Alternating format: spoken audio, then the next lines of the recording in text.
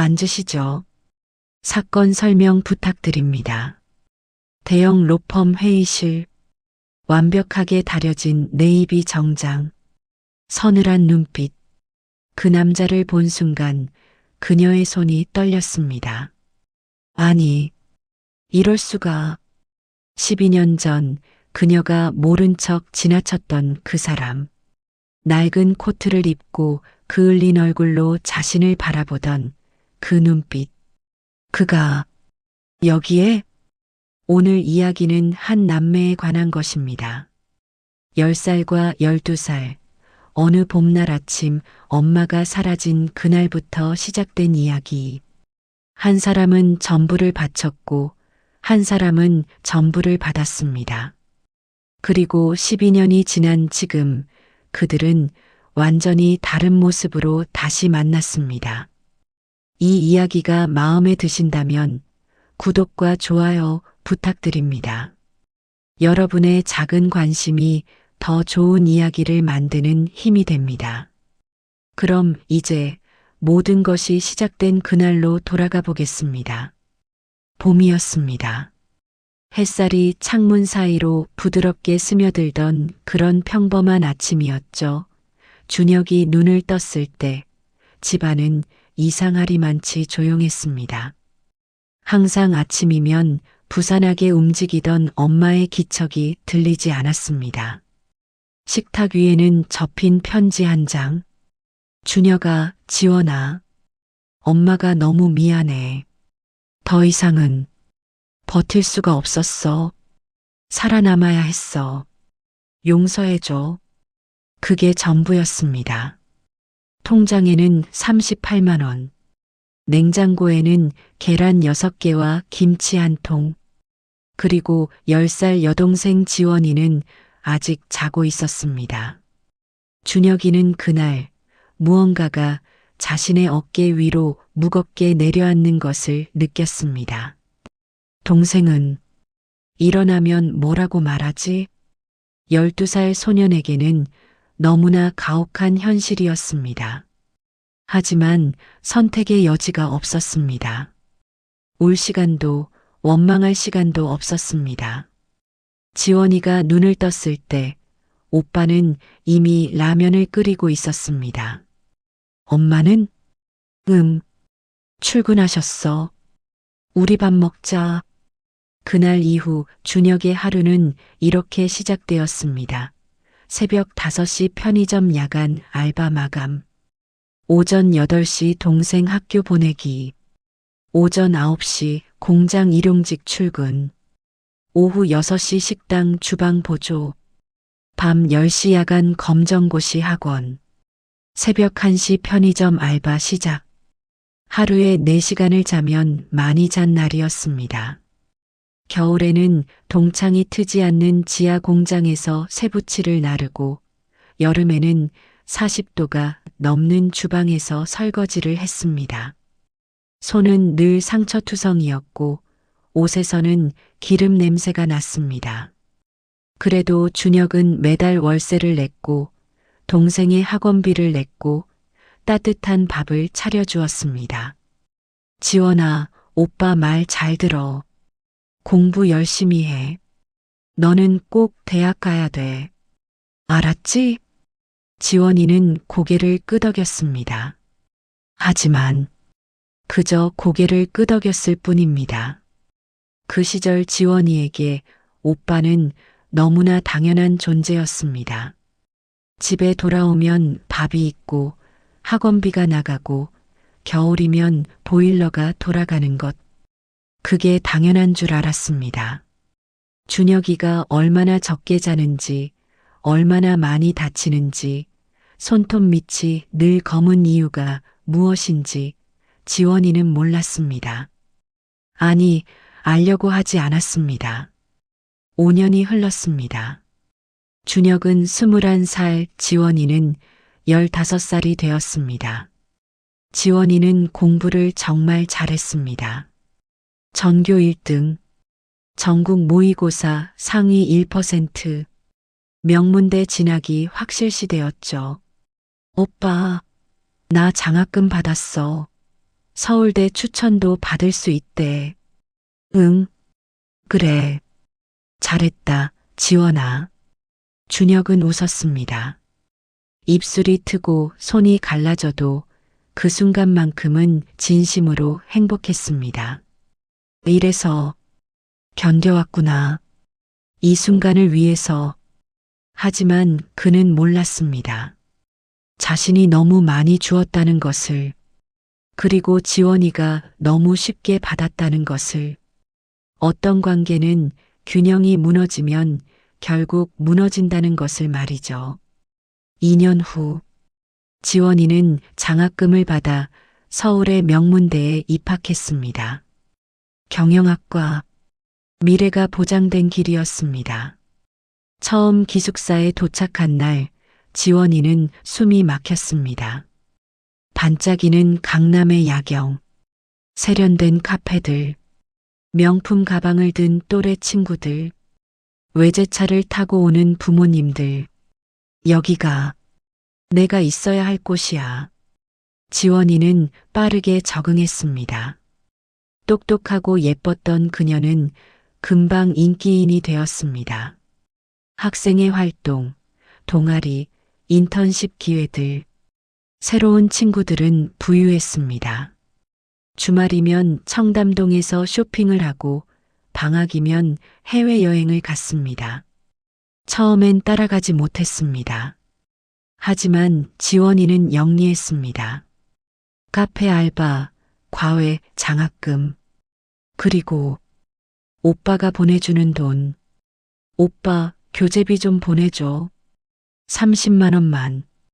오빠, 노트북이 고장났어. 80만 원 필요해.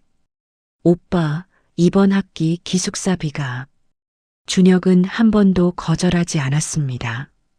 대신 자신의 식사를 한 끼로 줄였습니다. 편의점 도시락 하나로 하루를 버텼습니다. 그러는 사이 지원이는 변했습니다.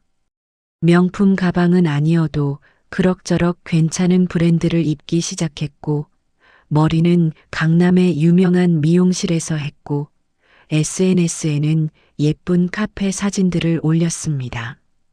그리고 고향 이야기는 점점 하지 않게 되었습니다. 지원아, 부모님은 뭐 하셔?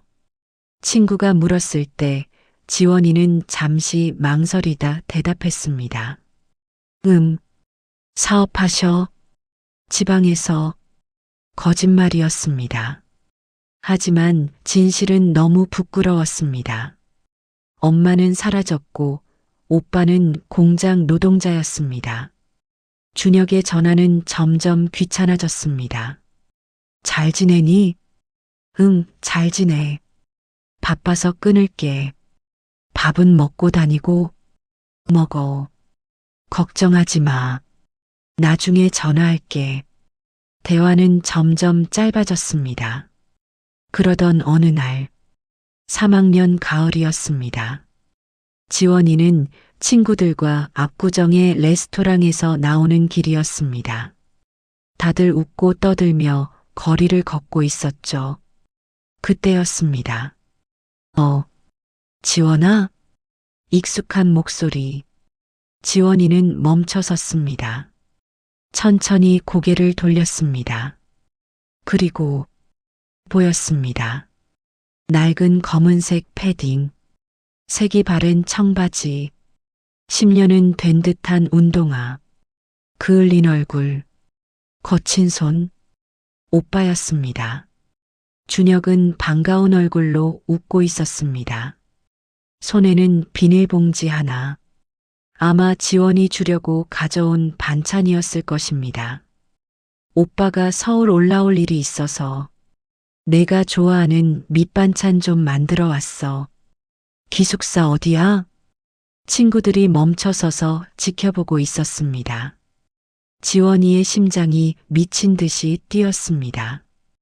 얼굴이 화끈거렸습니다. 안 돼. 제발. 지원아, 친구야? 친구 하나가 물었습니다. 그 순간 지원이는 결정을 내렸습니다. 아니. 작은 목소리였지만 또렷했습니다. 모르는 사람이에요. 그리고 그녀는 돌아섰습니다. 친구들과 함께 걸어갔습니다. 뒤에서 준혁이 불렀는지는 모릅니다. 지원이는 듣지 않았습니다. 아니, 듣지 않으려 했습니다. 그날 밤, 지원이는 잠을 이루지 못했습니다. 가슴이 답답했습니다. 하지만 후회는 하지 않았습니다. 어쩔 수 없었어. 내 미래를 위해서 어쩔 수 없었던 거야. 그렇게 스스로를 설득했습니다. 그리고 사흘 후 기숙사 문 앞에 봉투 하나가 놓여 있었습니다. 안에는 현금 300만 원, 그리고 짧은 메모. 학교 열심히 다녀. 좋은 사람 되길 바란다. 오빠가. 지원이는 그 돈을 들고 한참을 서 있었습니다. 손이 떨렸습니다. 눈물이 날 것 같았습니다. 하지만 울지 않았습니다. 대신 그 돈으로 노트북을 샀습니다. 취업 준비에 필요했으니까요. 그리고 준혁에게 전화를 걸지 않았습니다. 그 뒤로 오빠의 전화도 오지 않았습니다. 완벽한 침묵이었습니다. 그 일이 있고 난 뒤 준혁은 오래도록 움직이지 않았습니다. 압구정 거리 한복판에서 비닐봉지를 든 채로 그는 돌처럼 서 있었습니다. 사람들이 지나갔습니다. 누군가 어깨를 부딪혔습니다. 하지만 그는 느끼지 못했습니다. 모르는 사람이에요. 그 말이 귓가에 맴돌았습니다. 지하철을 타고 집으로 돌아가는 동안 준혁은 생각했습니다. 12년, 자신이 무엇을 위해 살아왔는지, 새벽부터 밤까지 일하고 손이 부서지고 등이 굽어지면서도 견뎌낸 이유가 무엇이었는지. 동생을 위해서. 맞습니다. 동생을 위해서였습니다. 그런데 그 동생이 자신을 모르는 사람이라고 했습니다. 집에 도착했을 때 준혁은 거울을 보았습니다. 24살. 하지만 40처럼 보이는 얼굴, 주름진 눈가, 굽은 어깨, 거친 손. 나는 누구지? 그날 밤 준혁은 결심했습니다. 이제 됐어. 내 인생을 살아야겠어. 다음 날부터 그의 삶이 바뀌기 시작했습니다. 먼저 도서관에 갔습니다. 법률 서적을 빌렸습니다. 사법시험 공고를 찾아봤습니다. 마지막 해였습니다. 로스쿨 제도로 전환되기 직전이었죠. 할 수 있을까? 고등학교도 제대로 나오지 못했습니다. 검정고시로 겨우 졸업장을 땄습니다. 하지만 해야 했습니다. 누군가를 위해서가 아니라 자신을 위해서. 준혁은 공장 일을 그만두고 도서관 야간 경비 일을 시작했습니다. 경비실에서 밤새 공부할 수 있었습니다. 하루 16시간. 법학개론, 헌법, 민법, 형법, 상법, 민사소송법, 형사소송법. 누가 시킨 것도 아니었습니다. 누가 지켜보는 것도 아니었습니다. 하지만 이상하게도 이번엔 힘들지 않았습니다. 동생을 위해 일할 때는 하루하루가 지옥 같았는데 자신을 위해 공부할 때는 살아있는 기분이었습니다. 1년이 지났습니다. 1차 시험, 합격. 2년이 지났습니다. 2차 시험, 합격. 3년이 지났습니다. 사법연수원 입소. 준혁은 변했습니다. 거친 손은 여전했지만 눈빛이 달라졌습니다. 등이 펴졌습니다. 말투가 단단해졌습니다. 그리고 4년 차 대형 로펌 정도의 신입 변호사로 입사했습니다. 연봉 8천만 원. 준혁의 인생에서 가장 큰 돈이었습니다. 첫 월급을 받던 날 준혁은 정장을 마쳤습니다. 처음으로 백화점에서 구두를 샀습니다. 거울 앞에 섰을 때 그는 자신이 낯설었습니다. 이 사람이 나인가? 그는 웃었습니다. 쓸쓸하게. 지원아, 이제 내가 너를 모르는 사람이라고 해도 되겠지? 한편 지원이의 삶도 계속되고 있었습니다. 그녀는 졸업 후 대기업 한빛그룹 전략기획팀에 입사했습니다. 경쟁률 2001을 뚫고 들어간 명예로운 자리였죠. 연봉 5천만 원. 빠른 승진. 화려한 커리어. 지원이는 성공했습니다. 적어도 외부에서 보기에는. 하지만 밤이 되면 가끔씩 생각났습니다. 오빠의 얼굴, 비닐봉지, 그 눈빛, 잘 지내고 있을까? 하지만 전화는 걸지 않았습니다. 용기가 없었습니다. 아니, 정확히는 마주하고 싶지 않았습니다. 자신이 저지른 일을 7년이 흘렀습니다. 지원이는 이제 과장이 되었습니다. 팀에서 가장 빠른 승진이었습니다. 그리고 준혁은 로펌에서 가장 촉망받는 변호사가 되어 있었습니다. 하지만 그들은 서로의 존재를 몰랐습니다. 아니, 알고 싶지 않았습니다. 그러던 어느 날, 한빛그룹의 대형 법률 문제가 터졌습니다. 하청업체와의 계약 분쟁, 손해배상 청구액 50억, 긴급하게 법률 자문이 필요했습니다. 정도 로펌이 최고래요. 거기 담당 변호사 섭외하세요. 지원이가 담당자로 지정되었습니다. 과장님이 직접 가서 미팅하세요. 중요한 건이에요. 지원이는 고개를 끄덕였습니다. 그리고 그날이 왔습니다. 정도 로펌, 강남 한복판의 30층 건물, 대리석 로비, 고급스러운 인테리어. 지원이는 긴장하며 엘리베이터에 올랐습니다. 23층, 회의실 B, 똑똑, 문을 열었습니다.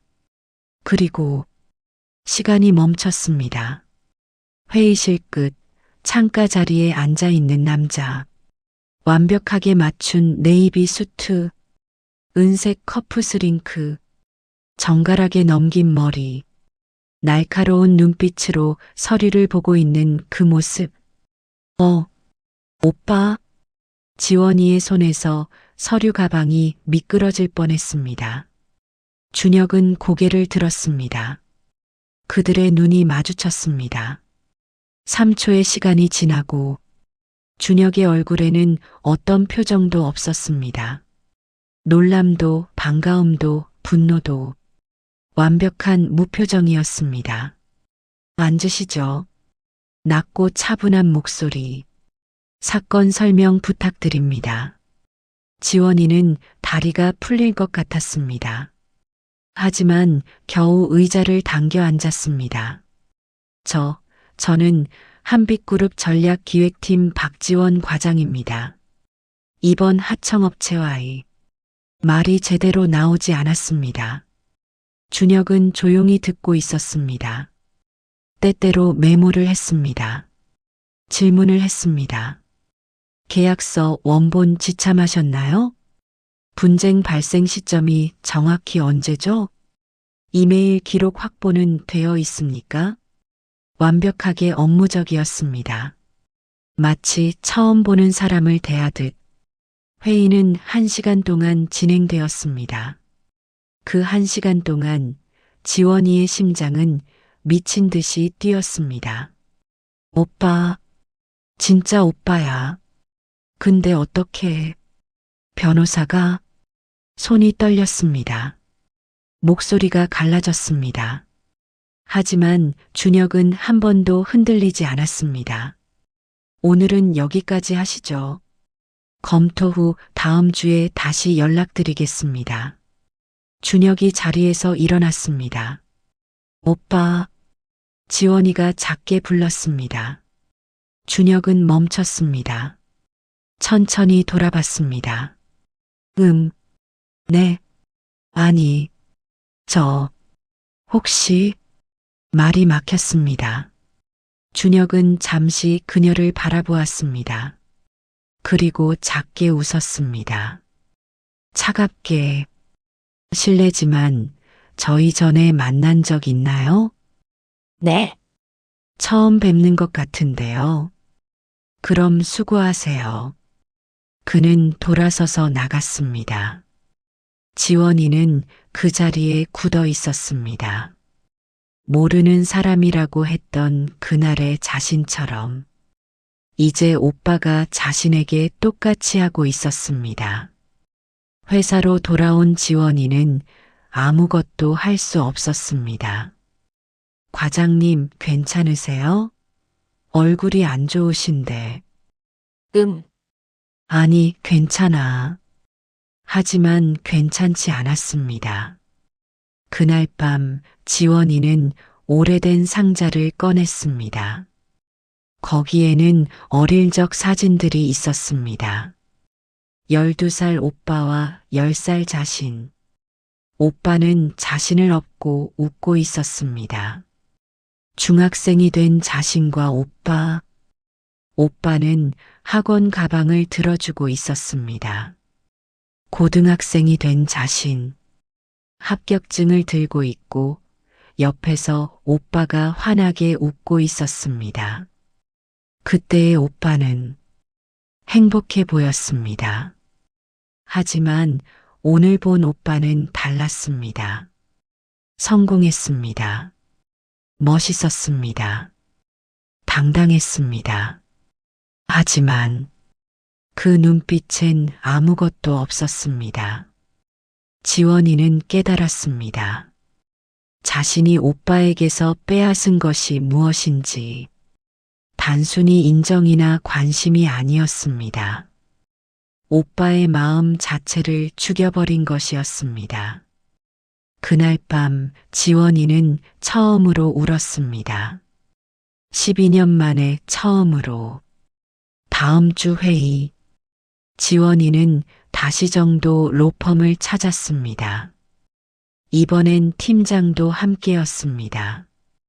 준혁은 여전히 냉정했습니다. 검토 결과 귀사에 불리한 조항들이 있습니다. 재판으로 가면 이기기 어렵습니다. 그럼 어떻게 해야 하죠?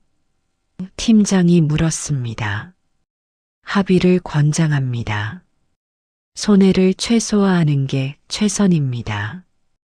회의가 끝난 후 지원이는 용기를 냈습니다. 변호사님, 잠깐 개인적으로 말씀 좀 나눌 수 있을까요? 준혁은 시계를 보았습니다. 5분 드리죠. 복도 둘만 남았습니다. 오빠, 나야. 지원이.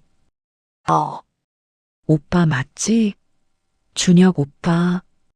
준혁은 창밖을 바라보았습니다. 그렇게 부르지 마세요. 불편합니다. 오빠 미안해. 정말 미안해. 그때 그때요? 준혁이 그녀를 돌아보았습니다. 무슨 그때를 말씀하시는 건지 모르겠는데요.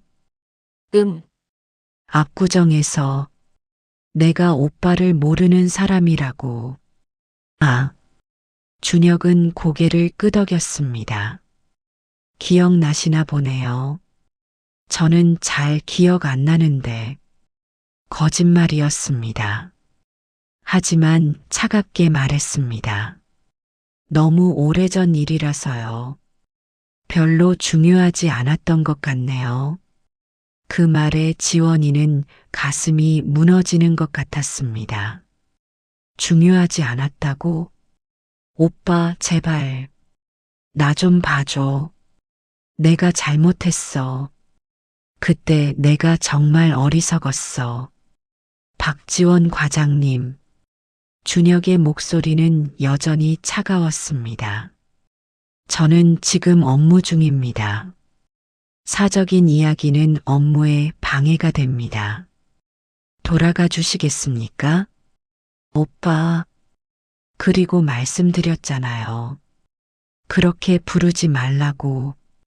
준혁은 돌아서서 걸어갔습니다.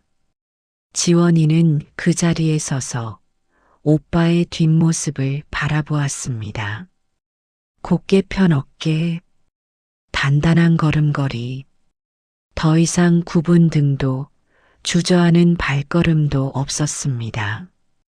오빠는 정말로 변해버렸습니다. 일주일 후, 지원이는 더 이상 참을 수 없었습니다.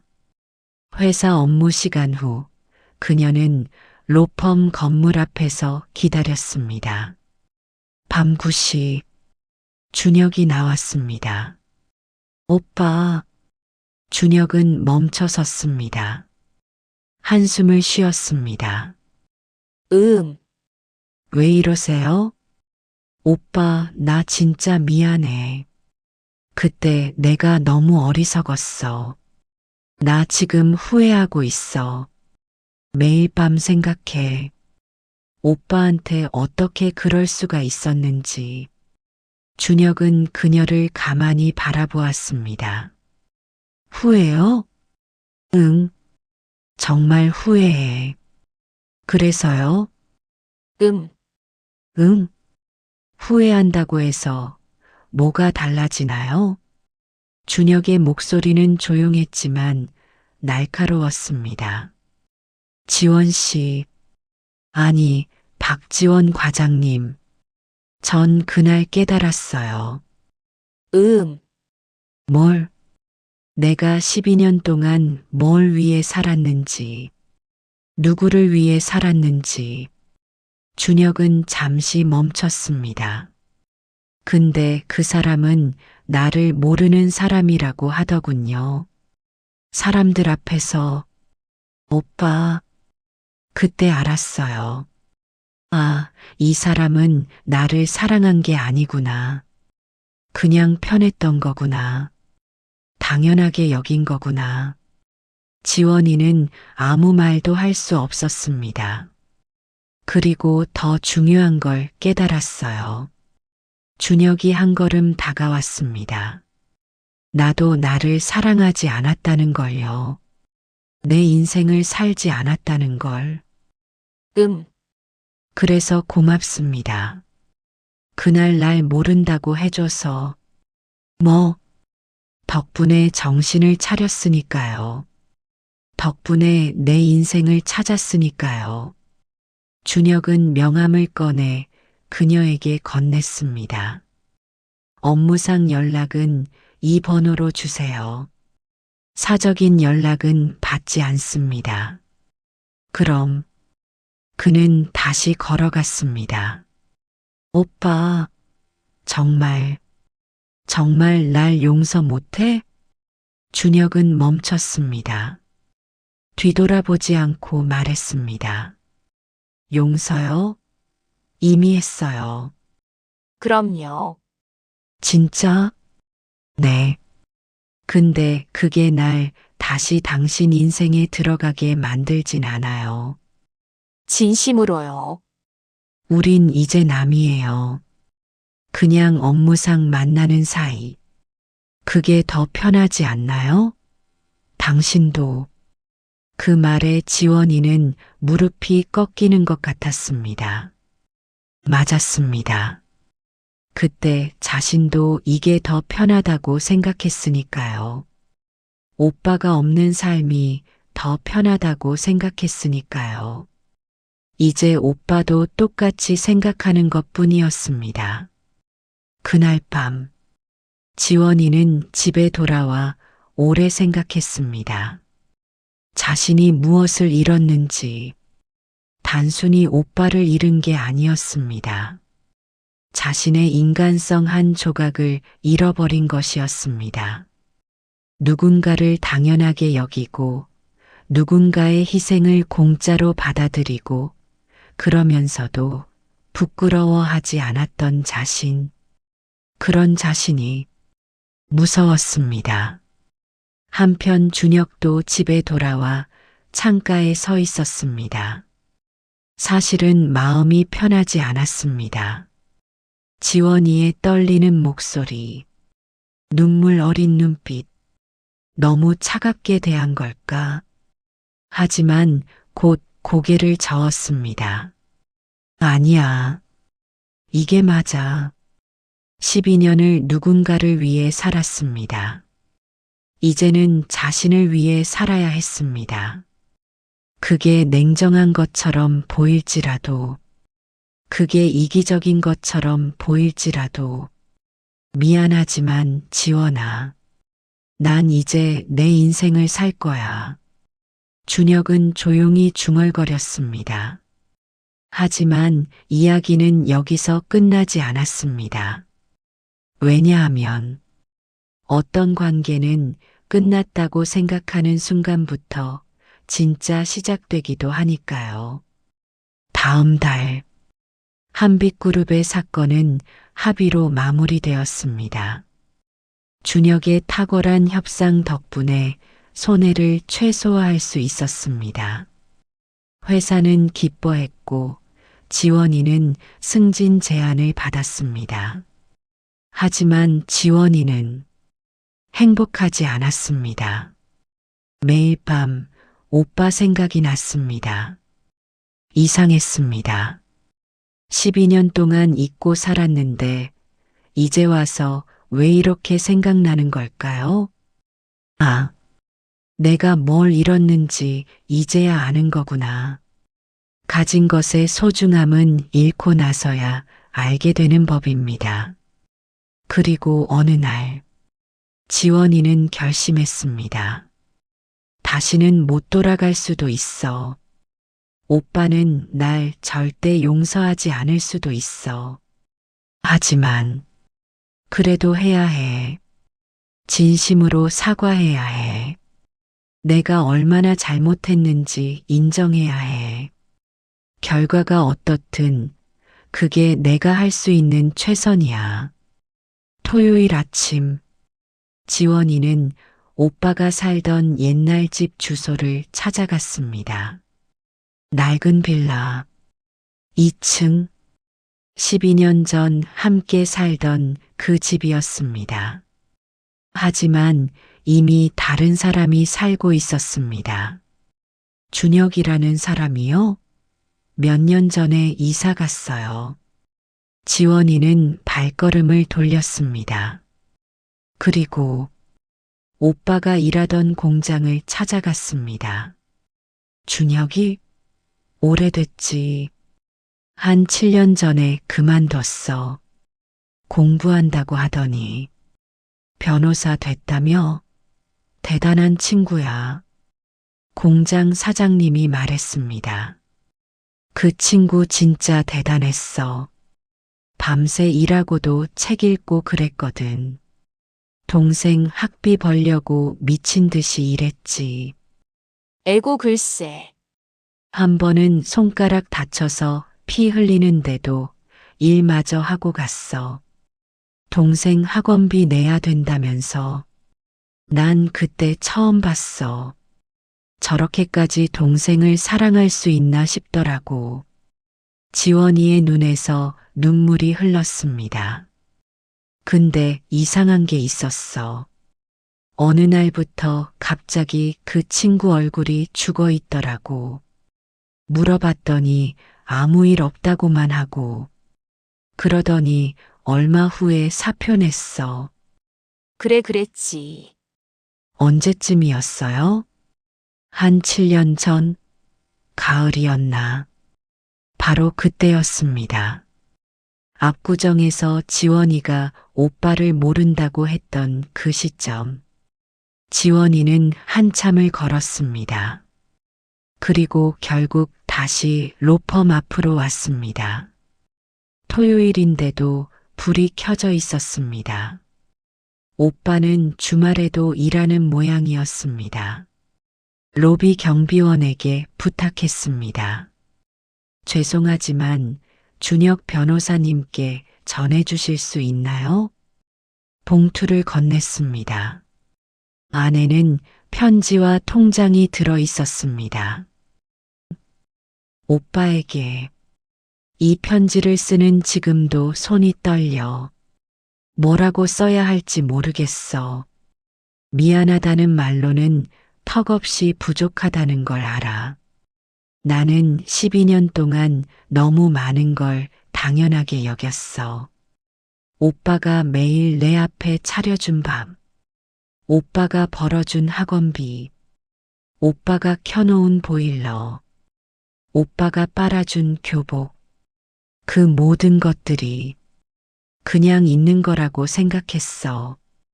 오빠가 얼마나 힘들었는지, 얼마나 아팠는지, 얼마나 외로웠는지 한 번도 생각해 본 적이 없었어. 그리고 그날 압구정에서 나는 인생 최악의 선택을 했어. 내 미래를 위해서라는 핑계로, 부끄러워서라는 이유로 오빠를 버렸어. 오빠가 나를 위해 전부를 바쳤는데 나는 오빠를 버렸어. 이 죄는 평생 지고 살 거야. 오빠를 다시 만나서 알았어. 오빠는 성공했어. 정말 멋있는 사람이 됐어. 근데 그 눈빛을 보는 순간 알았어. 내가 오빠한테서 뭔가를 죽였다는 걸. 오빠의 따뜻함을, 오빠의 웃음을, 오빠의 마음을. 이 통장에는 내가 그동안 모은 돈이 있어. 오빠가 나한테 써준 돈 전부는 아니지만 내가 갚을 수 있는 최선이야. 돈으로 갚을 수 있는 건 아니라는 거 알아. 하지만 이것조차 안 하면 나는 정말 최악의 인간이 되는 것 같아서. 오빠, 나는 오빠를 다시 가족이라고 부를 자격이 없어. 하지만 한 가지만 알아줘. 나는 이제 알아. 내가 얼마나 소중한 사람을 잃었는지, 내가 얼마나 큰 사랑을 배신했는지. 너무 늦었지만 정말 미안해. 그리고 고마웠어. 사랑해, 오빠. 지원이가. 일요일 아침 준혁은 편지와 통장을 받았습니다. 오래 읽었습니다. 그리고 한참을 창밖을 바라보았습니다. 눈물이 날 것 같았습니다. 하지만 흘리지 않았습니다. 지원아, 그는 생각했습니다. 넌 이제 알았구나. 내가 12년 걸려 깨달은 걸. 소중한 건 잃고 나서야 알게 된다는 걸. 하지만 준혁은 편지를 다시 접었습니다. 미안하지만 나는 더 이상 내 오빠가 아니야. 나는 이제 나를 위해 살 거야. 그게 이기적이든 냉정하든. 이게 내가 선택한 삶이야. 통장은 다시 봉투에 넣었습니다. 그리고 책상 서랍 깊숙한 곳에 넣어두었습니다. 그로부터 2년이 지났습니다. 준혁은 로펌의 파트너 변호사가 되었습니다. 최연소 파트너였습니다. 지원이는 한빛그룹의 차장이 되었습니다. 역시 최연소 임원 후보였습니다. 그들은 가끔 업무상 마주쳤습니다. 회의실에서, 법률 자문에서, 계약 협상에서. 하지만 더 이상 오빠와 동생이 아니었습니다. 그저 준혁 변호사님과 박지원 차장님이었습니다. 어느 날 지원이는 결혼 청첩장을 준혁에게 보냈습니다. 올 필요 없어요. 그냥 알려드리고 싶어서요. 준혁은 청첩장을 보았습니다. 그리고 작게 웃었습니다. 축하드립니다. 행복하세요. 네. 감사합니다. 지원이가 돌아갈 때 준혁은 조용히 중얼거렸습니다. 잘 살아, 지원아. 이번엔 내 힘으로. 그리고 몇 년 후, 준혁도 결혼했습니다. 따뜻한 사람을 만났습니다. 자신을 있는 그대로 사랑해주는 사람을. 결혼식장에서 멀리 지원이가 보였습니다. 조용히 앉아서 축하하고 있었습니다. 눈이 마주쳤습니다. 지원이가 작게 고개를 숙였습니다. 준혁도 작게 고개를 끄덕였습니다. 그게 전부였습니다. 하지만 그걸로 충분했습니다. 이야기는 여기서 끝입니다. 해피엔딩일까요?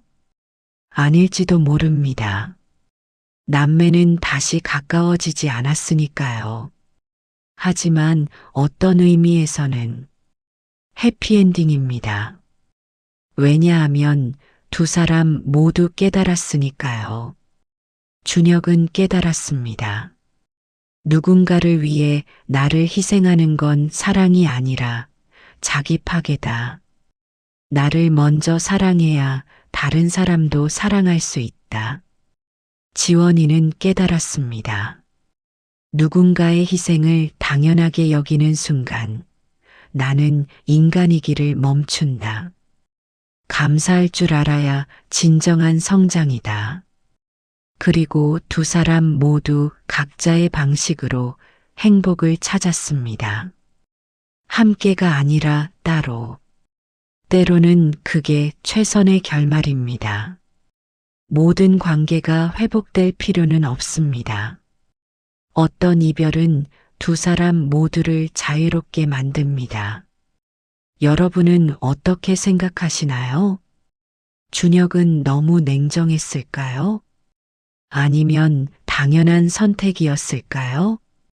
지원이는 용서받을 자격이 있을까요?